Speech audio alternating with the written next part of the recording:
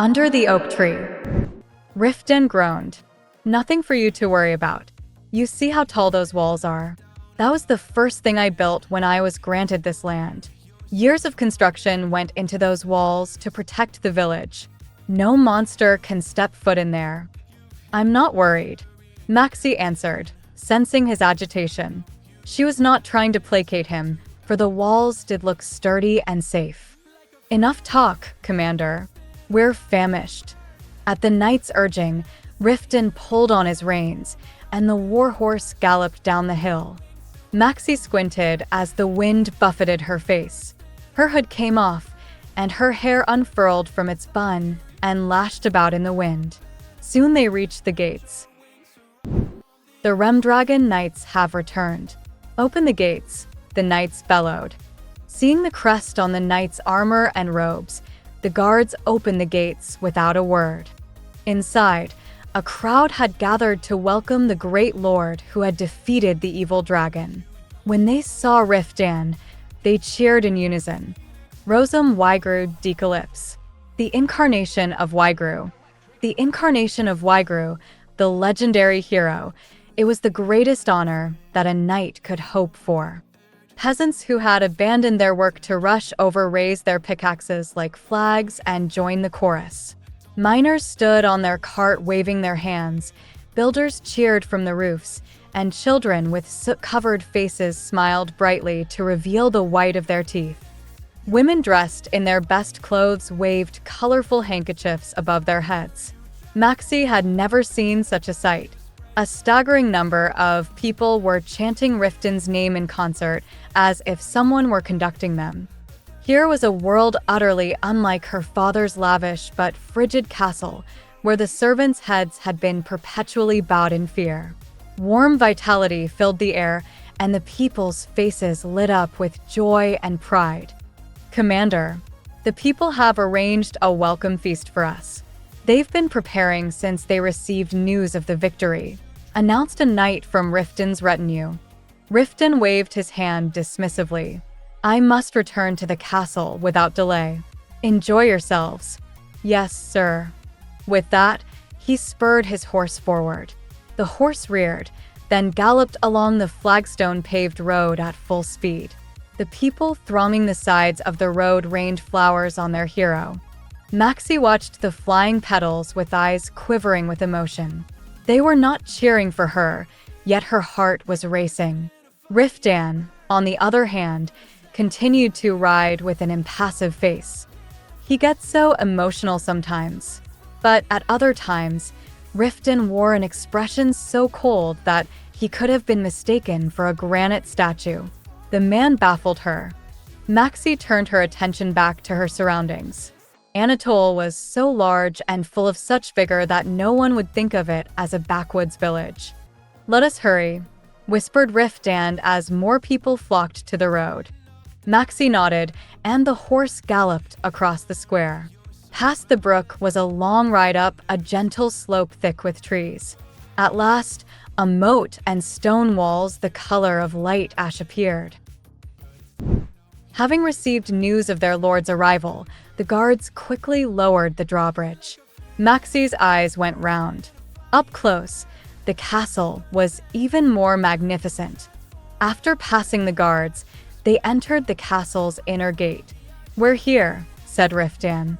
Welcome back, my lord. We are happy to see your safe return. Yes, yes, Riftan answered absent-mindedly before hopping off the horse and helping Maxie to the ground. He handed the reins to the stocky old man standing at the fore. Make sure Talon gets his rest. It was a long ride. As you command, my lord. And the knights. There's a celebration in the village. They'll likely be staying in the taverns or inns. If any of those fools happen to return without drowning in wine, let them have clean rooms. If I may ask, my lord, the lady here is... Feeling the old man's gaze shift toward her, Maxie involuntarily tensed her shoulders. She heard Riftan's matter-of-fact voice from above her head. My wife. I went to fetch her as soon as I returned to the kingdom. Welcome, my lady. My name is Keenal Ospin, and I am the stable master of Calypse Castle. I tend to the Lord's horses." "Nice to meet you. I'm Maximilian Calypse," mumbled Maxie. She avoided the servant's gaze. Before she had a chance to examine the effect of her presence on them, Riftan took her hand and led her up the stairs. Seen up close, the castle looked even bleaker. In most castles, the steps leading up to the Great Hall were brilliantly decorated. Maxie shivered as she followed Riftan into the dimly lit hall. The air inside was just as chilly as it was outside. The floor was made of clay tiles, not marble, illuminated only by the faint light of an old chandelier hanging precariously from the ceiling. The main stairway connecting the entrance to the banquet hall was uncarpeted. Riftan strode to the center of the room to survey the hall before turning around in fury. "What is the meaning of this?" he asked. The servants who had accompanied him inside paled, but Riftan did not relent. "Did I not order the castle to be refurbished before my return?" "We did as you commanded, my lord," an old servant answered. "A new carpet for the drawing room, new furniture, oil for the lamps, and the large quantity of expensive candles you requested dash. That's not what I asked for. I wanted you to make the castle look as spectacular as possible." Riftan's voice grew louder. He ran a hand through his hair in frustration. "I sent you more than enough gold." "Did you mean for the entire sum to be used for refurbishments, my lord?" the old man asked, unable to mask his distress. "We are not accustomed to spending such large amounts of gold without knowing your express wishes." "I said I was leaving everything to the steward's discretion. Look at this mess. How could you let this happen?" snapped Riftan, his eyes roving over the dark, ghastly interior of the castle. The servants exchanged looks, their faces white with fear. Not even the most smooth-tongued sycophant could call the Calypse Castle well kept. The staircase was missing balusters here and there. In place of glass, the windows were covered by a foggy film that had faded yellow with time. And not a single curtain had been hung to protect the room from the chill. It almost felt warmer outdoors. "Times were good without your lord here, were they? You've grown lax. We did our best to redecorate the castle as you commanded. We even replaced the beds and the old furniture so you could rest comfortably as soon as you returned." "How dare you make excuses?"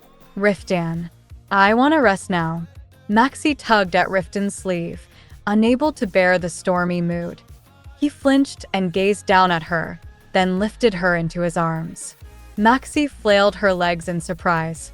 "Riftan, stay still. You said you needed rest." "I can walk. Let me down." Ignoring Maxie's protests, Riftan crossed the hall, and upon reaching the door, he propped her up with one arm and twisted the doorknob with the other. "At least the room's in a better state," he said, setting her down on the bed. Maxie looked curiously around the neat and cozy bedchamber.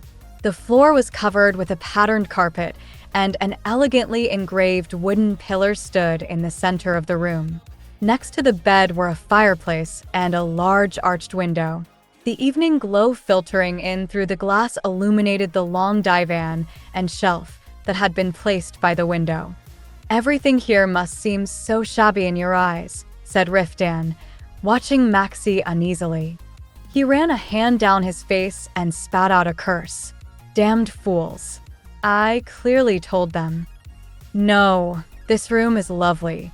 The castle, too. And the bed is wonderful. Don't bother. I've seen Croiso Castle enough times to know better. Compared to your father's castle, this place is a wretched barn. It's your job to decorate our home. The castle would not have fallen into such disrepair if you had come here sooner. In the Lord's absence, it is the lady's duty to manage the castle." I'm sorry. Damn it.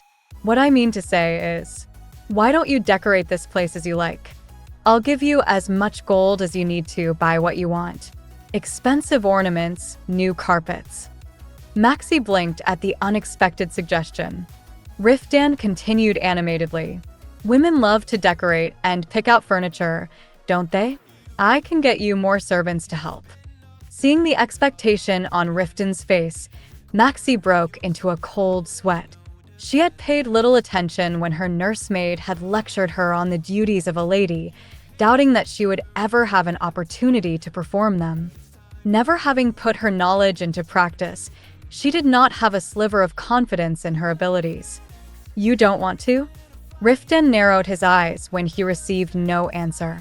Maxie hurriedly shook her head, loath to do anything that might put an end to her husband's generosity. Days of travel had taught her one thing.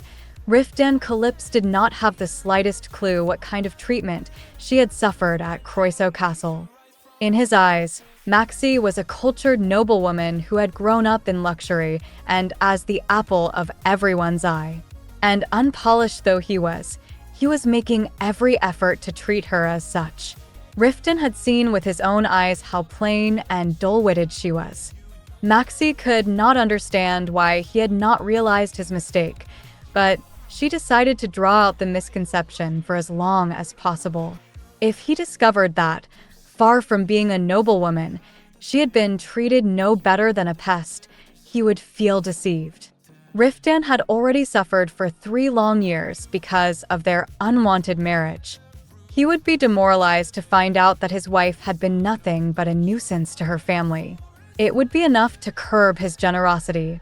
So, instead of admitting that she had little experience managing a castle of this size or ordering servants around, she simply nodded uneasily. If that is your wish. Riftan's face lit up. I'll tell the steward to get the ledgers ready, he said. Don't worry about the money. The castle is yours to decorate. And fingering her tousled hair lightly, he added, This is your home now. Home. The word burrowed into her heart, and she had to stop breathing to calm the flutter in her chest. He means nothing by it. I shouldn't read too much into it. Maxie answered with feigned nonchalance. I'll do my best to make this place cozy. Good. Riftan's face broke into a satisfied smile, and he planted a kiss on her hand. Maxie shrank back, suddenly conscious that she was alone with him. Her body smelled acrid from days of travel without a bath or change of clothes. She took a step back. I would like to take a bath. Ah, of course. Riftan turned to sniff himself and stood up with a mortified expression. I'll tell the maids to prepare your bathwater. He then left the room to give the maidservant instructions. For maidservants soon entered with a room divider and a wooden bathtub. As they poured hot water into the tub, Riftan took off his armor and set it on a nearby table. Leave us now, he said to the servants. You will be summoned if you are needed. In the meantime, prepare something for us to eat. Yes, my lord. We will leave your clothes here. After the maidservants had left, Riftan pulled his sweat and dirt-stained tunic over his head and undid the straps of his trousers. Riftan, let's bathe together. Would it kill you to stop making that face? He demanded coldly, suddenly grabbing her chin. I know I don't have the pretty looks of a nobleman's son, but am I that horrid to look at? I never said you were horrid. I'm just not used to this. I'm ashamed. It's normal for married couples to bathe together. Normal? At every castle I've visited, the lord bathes with his wife. He commented coolly. It's not strange at all, he reassured her. In the north, it's customary for the lady of the castle to wait on visiting nobles and knights as they bathe. Maxie's eyes went round. Is that expected of me too? You jest. A savage grin spread across Riftan's face. If any fool dares make that request, I'll give him a bath in the Stemnu River. You need not mind anyone other than me. Come. He took off her dress and his brawny arms wrapped around her waist, and they entered the bath. Water spilled over the rim. Maxie sat hugging her knees at the edge of the tub. Riftan, on the other hand, shamelessly relaxed his imposing body in the water and leaned his head against the tub. Is the water too hot? It's all right. Chin deep in water, she curled into a ball and tried to avoid touching his long legs. Riftan, who had been watching her, pulled her arm toward him and placed her on his lap. Riftan, let me wash you. He picked up a bar of soap from a nearby shelf. She tried to free herself from his lap, but he was gripping her waist so tightly that she could not budge. He then began to rub the soap on her shoulders and neck. I can do it myself. You can wash me afterward. Riftan gently kneaded the round swell of her breasts with soap-covered hands. Maxie hastily lowered her arms to cover herself, but that did not stop him. Feeling something hard pressed between her buttocks, she clenched her eyes shut. His hands glided through the warm water, exploring her waist and abdomen. Tenderly, he caressed every curve of her body and massaged the knots under her skin before washing her tangled hair. Her tense body began to relax.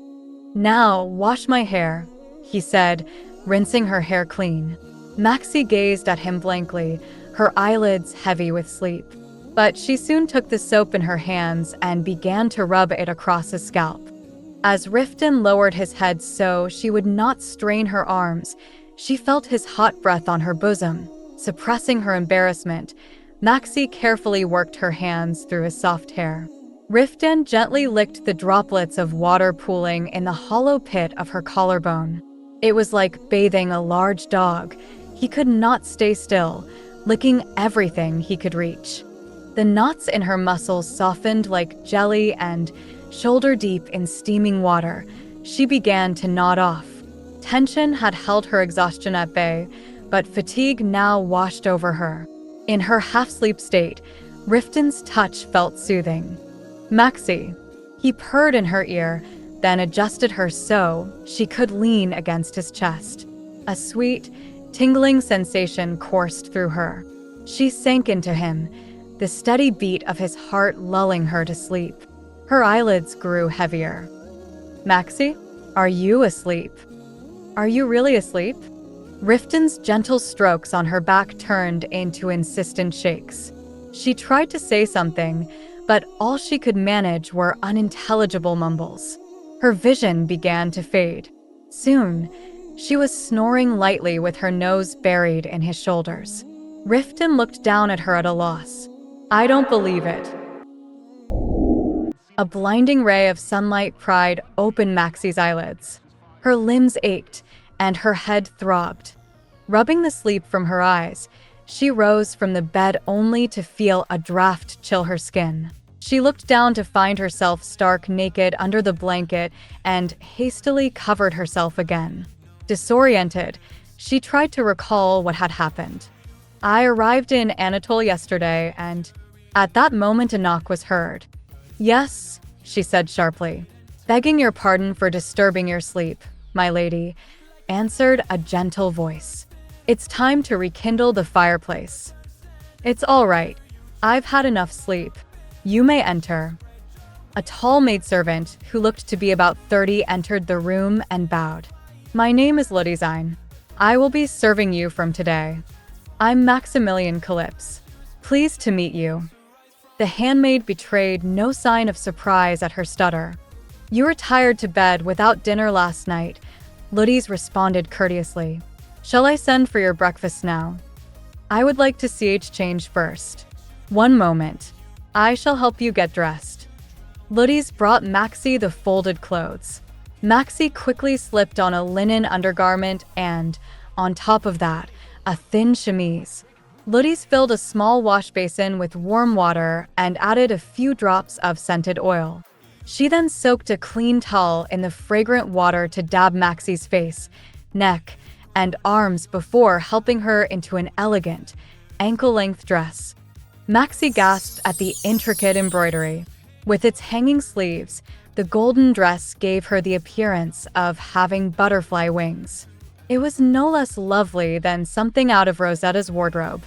Please tell me if it's too tight, said Riftan. Maxie shook her head. She could hardly believe that the woman in the mirror was her. Her pale face looked radiant, perhaps due to her good mood, and her unruly auburn hair now elegantly complemented the gold of her dress. After days of travel, a change of clothes and freshly styled hair had done wonders for her appearance. Her cheeks flushed with excitement. Would Riftan be pleased to see her? Where's Riftan, I mean Lord Calypse? I'm told the Lord went to the training hall at dawn, answered Ludys, looking concerned. My lady, do you feel unwell? No. Unsure of why she had given that impression, Maxie cocked her head. Then immediately, she realized Ludys must have thought her ill because of her stutter. Blood rushed to her face, and her excitement was swept away by a great wave of mortification. I'm all right. Her shaky voice sounded awful even to her own ears. Unable to bear the shame any longer, she left the room. Ludys ran after her with a troubled expression. My lady, please allow me to guide you through the castle. Maxie had darted out in embarrassment without knowing the lay of the castle. She gave a slight nod, grateful that Ludys had continued to treat her with respect. This way. As Ludys led her toward the stairs, she peered into corners of the castle that she had missed the previous day. The gray stone walls, though coarse, had a natural beauty.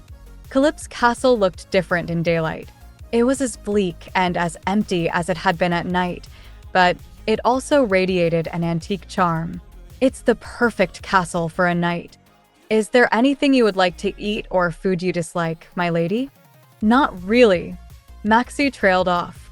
A long-suffering look flashed across Ludys' face. Maxie followed Ludys through the kitchen. A lawn cherrywood dining table stood in the center of a spacious dining hall. I trust you had a good night's rest, my lady? Yes, I did. Forgive me for not introducing myself yesterday. My name is Rodrigo Sarek.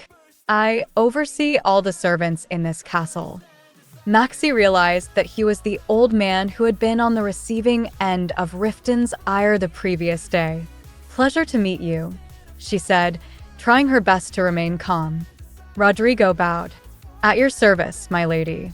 Please do not hesitate to let me know if there is anything you need. Speaking of which, the Lord told me yesterday that I could decorate the castle. Indeed, the Lord made it clear this morning that I am to assist you in any way I can, my lady. I was planning to summon the merchants to the castle soon. Would you like to look around the castle before that? Yes, I would. Maxie searched the steward's face for signs of scorn at her stuttering, but Rodrigo betrayed no such emotion as he set the silver cutlery and cup on the table. Relieved, she began to eat the food that the attendants served her. She had fallen asleep without dinner the previous night, and eating little more than coarse bread during the journey had made her ravenous. After exiting the dining hall, Rodrigo guided her through the castle while recounting Anatol's history. Calypse Castle was built 150 years ago by Sir Anatol, a Roman knight.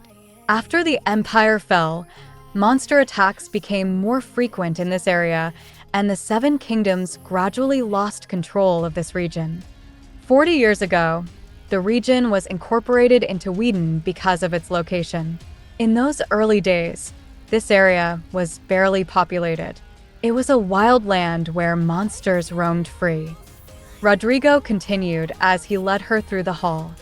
But 10 years ago, Sir Riftan Calypse, aged 18 at the time and newly knighted, became the new Lord of Anatol. He ordered a thorough renovation of the castle, and the walls were raised again. The population has tripled thanks to Lord Calypse fortifying the castle against monster attacks.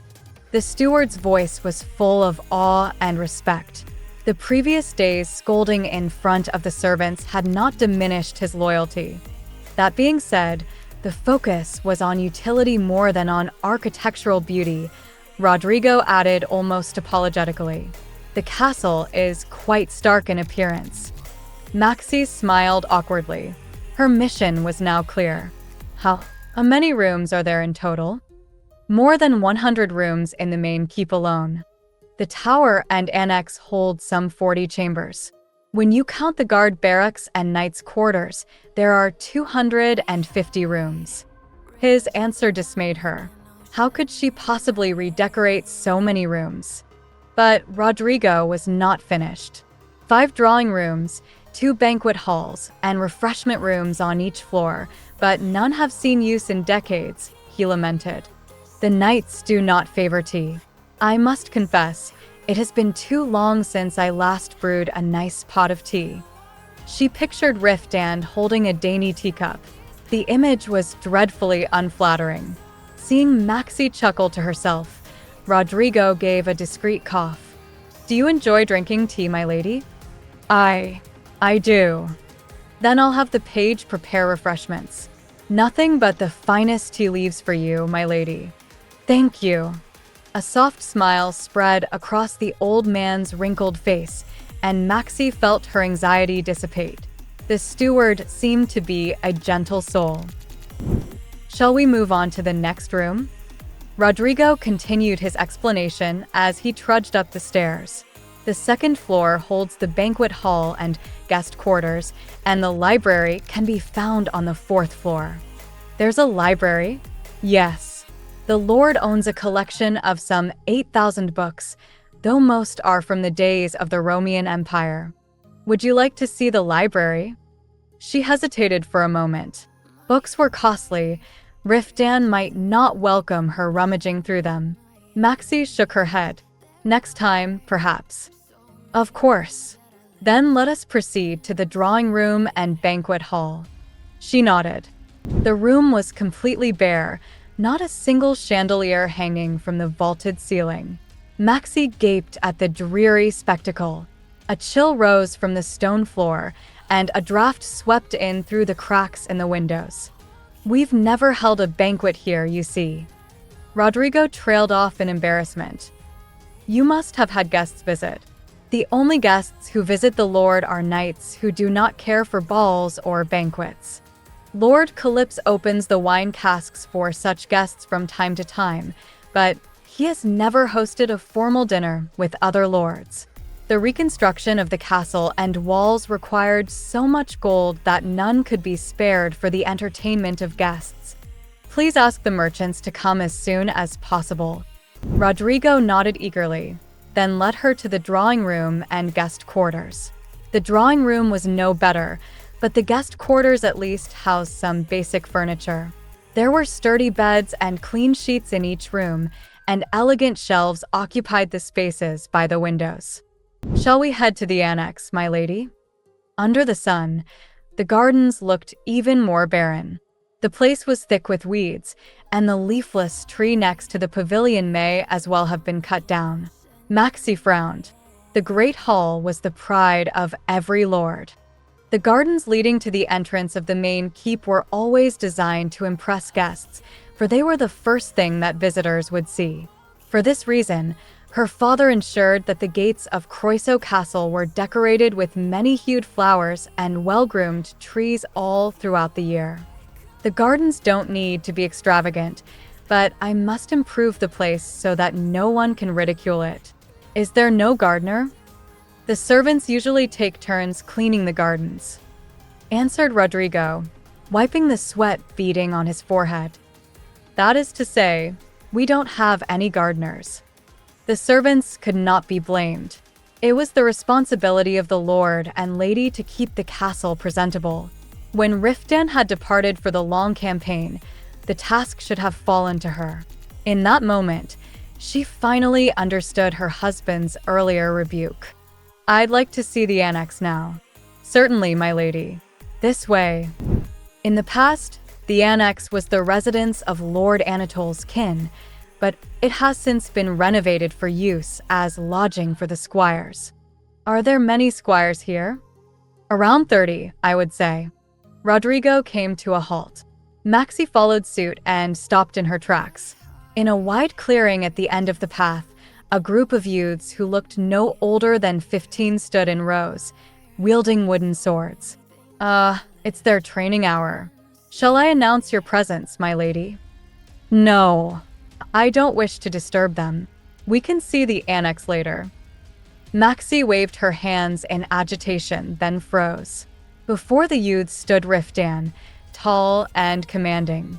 "It seems that his lordship is overseeing their training," the steward said, his voice suddenly nervous at the sight of Riftan's imposing figure standing in the shadow of a tree. "I think it's best if we return, my lady. The Lord doesn't approve of anyone intruding on training sessions." "Let us go back then." At Rodrigo's suggestion, she turned around. She was about to take a step when someone grabbed her wrist. Maxie turned around in surprise to see Riftan staring back at her.